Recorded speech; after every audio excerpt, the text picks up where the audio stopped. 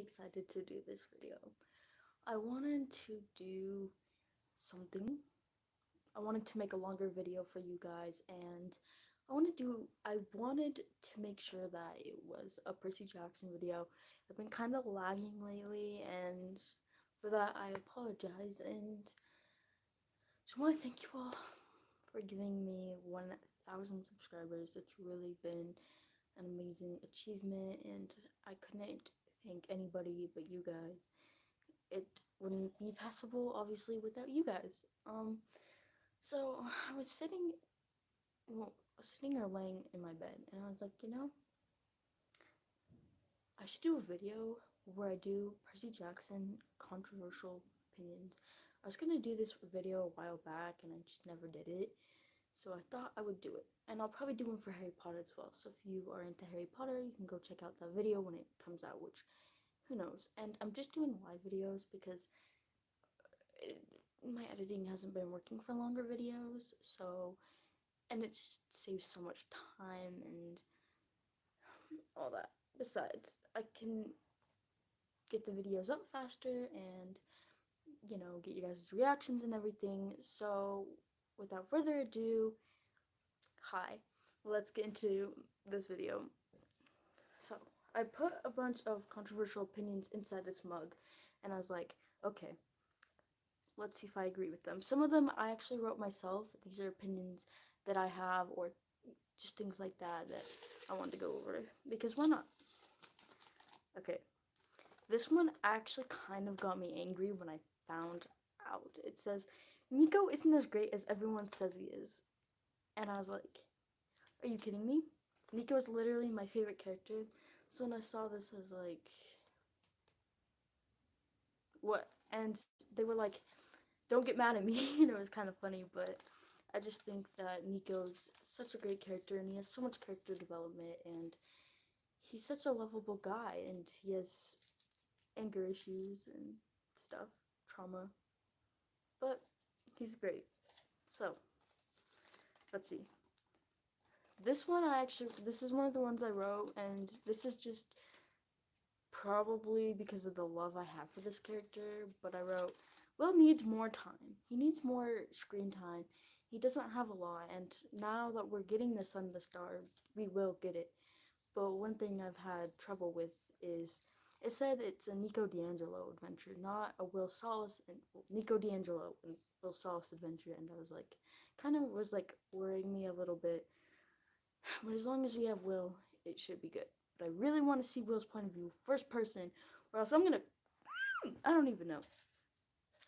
Will need more time, and he hasn't had any really screen time, or page time, or whatever, because he's only had, oh, Frank is, I'll get to that, but, okay, so Frank is my least favorite, and, yeah, I just had to say that, so I don't forget your question.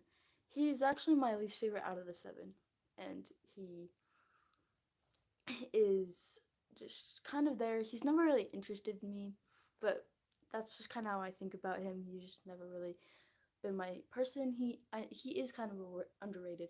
But I also have a confession. I kind of skipped the first 2 books in the Heroes of Olympus series, so I don't know what happened, but I'm going over them now. So I've been kind of studying them and going over them now that I've gotten more into the characters. It's a weird thing to say, and it's kind of embarrassing, but it's just so you guys know. But yeah, yeah, he needs more time. End of story. It's just a fact. So this one was really, kind of curious, and I kind of agree with it, and it says, rather have Rachel as a friend than Annabeth. And I can see where they're coming from, because Annabeth can be kind of, what's the word? Annoying. Not annoying, but very just wrong. And that sounds kind of weird, but sometimes she doesn't take other people's feelings into consideration, and she's not for everybody. I feel like in real life she wouldn't be somebody for everybody, and it would be hard for people to connect with her and like her. She's kind of like Hermione. If I can compare her to anything, she kind of is bossy and she gets mad at people easily, and she doesn't break the rules. I mean, she does a few times, but not really. And she's a little overconfident, which is her fatal flaw. But I feel like I wouldn't get along with her that much, if I'm being honest. I feel like we wouldn't quite bond very well. Alright. Okay, this one is kind of connecting to the last one because it's really similar actually. It has the same two people kind of involved. The fandom hates too much on Rachel and anyone who ships it, and to this I actually agree. People are really harsh when they diss on Rachel, and in my opinion, I don't ship it, but I kind of wish it happened. It's hard to explain. So like, I feel like no one meets the person that they're supposed to be with. That's not always the first person they date, and so I think it would have been interesting to see Percy with Rachel and then them to break up and then him to get with Annabeth. I think that would have been a little bit more powerful, and we would have been a lot more excited, and we would have got a little more angry, and I think it would have just been interesting. And when Rachel's the Oracle, it would have been so much more powerful, and Percy would have been happy with Annabeth still, and everything would have been great. And I just think it would have made more sense of why Annabeth was getting so jealous, because I feel like, well, she was being jealous for the right reason, but like, still hard to explain. But I think you guys get what I mean. So, like I said, I kind of skipped over the first two books, but it says Hazel should have died at the end of the Son of Neptune, and no.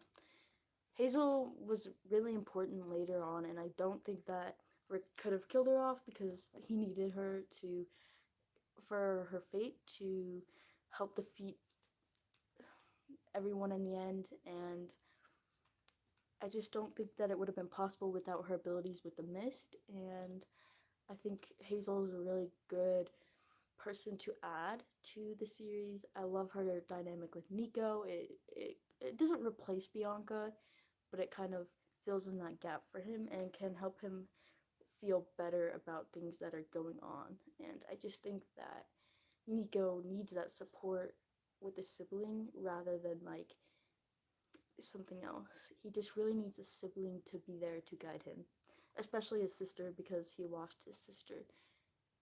And yeah, I just thought that was kind of interesting. This one is kind of like, Annabeth is the most attractive. Okay, interesting question. Well, opinion. And to this, I'm sorry, but I disagree. I'm not, like, Annabeth is not my type.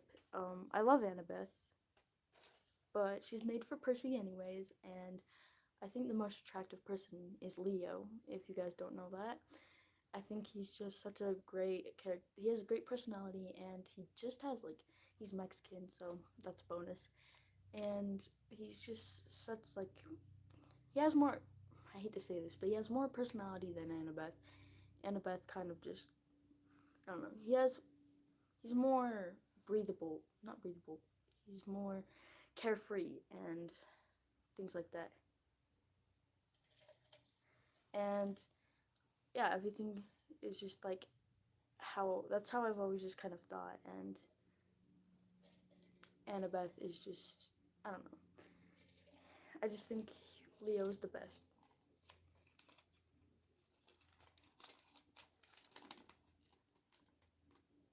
Interesting. Percabeth and Solangelo are overrated, and I disagree. I think that the reason they're so overpopulated or so loved is because they're really the only two ships that are very good. Like, there's a lot of not even a whole lot of ships, but there's a lot of ships that are just like meh. They're not really that good, and a lot of people are just like whatever, because they're really just not that enjoyable. And so Percabeth and Solangelo really pop out and people really tend to like them, and so I think that that's why there's so much more love towards them, and so many more fans that enjoy them a lot more than like Jiper or Jasper and Phrasal and all those other ships. That's how I've always just kind of thought of it, and like why people like it so much more and all that. So yeah, next one. In this one, I also disagree because it says Jason could be Percy in his dreams. Okay, I think Jason's great and rest in peace and everything, but Percy's just the most powerful in my opinion, and he always will be. He he's had a lot of experience, and I think Jason might have had a little bit more, but I still think that Percy just knows how to control his powers and he knows what he's doing, and I just think that Jason is just not as powerful, and hey, let's not forget he always will pass out before he can win that fight anyways. Mm-hmm. I think that Percy would just win, and it's just a fact, and I think we all know it, most of us anyway, because it's a controversial opinion. Okay, we don't have too many left. This one I wrote, and I know I'm gonna get a lot of hate for it. I wrote Selena and Beckendorf are overrated. Yeah, I can already hear you guys being like, no, they're amazing and all this. But, like, they just don't really pop out to me. Their story's great and all, but it's just like, I just feel like after the last Olympian, it's just like doesn't matter anymore, and so it doesn't really matter, and so and they don't really have that much time on in the books, so it's like they're really not, well, they're important, but later on, and so it's like not really that big of a deal, and everyone's just like they're so amazing, but it's not. I just don't agree. I just think that they're mid for me. They're not bad characters. They're really good characters. It's just like they're not as great as everyone says they are. I'm sorry if you disagree, but that's just my opinion. Anyway, okay. This one's also kind of weird because I don't think it's true. I don't really agree with it. It says Grover is the hero of the entire series, and I just don't see how that could be. He was very beneficial, but he's not the hero. And he, like I said, he's great, but I feel like if he was the hero, he wouldn't be so underrated. I just feel that Grover was he was very important to the story, but he just wasn't the hero. He did a lot of great things, but I think Percy did a lot more important and a lot more things that helped a lot more. I can't think of the right words, but I just think that Percy had a lot more going for him, and I think he was more of the hero, which, with that, we have more of that importance to remember. And I found it next, which is weird. And it says Luke was not the hero, and I'm 50-50 with this. I agree and I disagree. I think Luke was a hero because he did in the end make the right choice, but it still doesn't it doesn't forgive everything that he did, because some of the things he did were still very messed up, and it still doesn't forgive all that in my opinion, but he still is a hero, but he's not like the same type of hero as Percy, if that kind of makes sense. I just think, I don't know, that he's sort of a hero, but not as big of a hero as some of the other characters, and really in a different way, a last minute hero, I guess you could say. Whereas I think Ethan Nakamura was more of a hero than Luke, which sounds kind of weird, but he really was just kind of blindsided. He was kind of manipulated, and he more than Luke was, in my opinion. I don't know. I can already tell I'm gonna get a lot of hate for that, and for this, because I read the next one. right here. And it says Octavian wasn't that bad, and I kind of agree. And I kind of understand all of you getting really confused and mad and everything. But he was bad, but he wasn't like Umbridge bad or Bellatrix bad, because I hate Bellatrix. And yes, I'm comparing it to Harry Potter right now. I have no idea why. I guess it's just like all those characters I just strongly hate, like a lot. Anyway, but Bellatrix, oh my gosh. But Octavian, like, he really isn't that bad. Maybe I missed a few things, but he really, like, he wasn't at least too bad in the parts of the Sun Neptune that I did read, and he was just pretty enjoyable for me, and he was kind of fun to watch, and, like, watch as he died. That was kind of satisfying. It was kind of interesting, like, Nico, I don't know if this was in the books or if this was just fan fiction. I read too much fan fiction to tell you guys the truth. But in one of the fan fictions, at least, Nico felt kind of guilty for the whole Octavian thing. I don't know if that was in the books. I'm sorry. Fan fiction is messing up my memory right now.